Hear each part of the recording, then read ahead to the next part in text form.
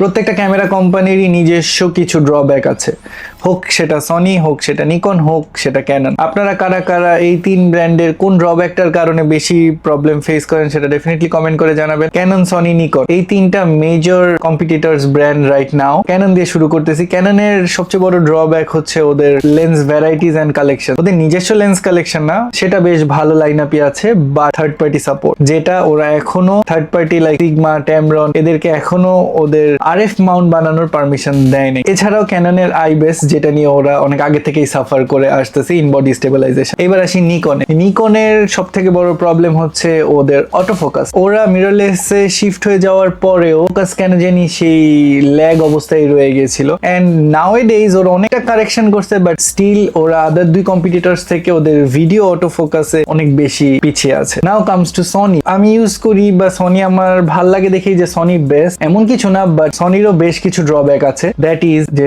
সনির চিরচেনা overheating issue. অনেকগুলা বডিতেই সনির overheating issues আছে। আশা করি এটা ওরা খুব তাড়াতাড়ি ফিক্স আউট করতে পারবে। আপনাদের মতে কাদের কোন ব্র্যান্ডের ইস্যুস গুলা বেশি প্রবলেম করে সেটা ডেফিনেটলি কমেন্ট করে জানাবেন। টিল দেন ভালো থাকবেন, সুস্থ থাকবেন, লাইক, শেয়ার এন্ড সাবস্ক্রাইব।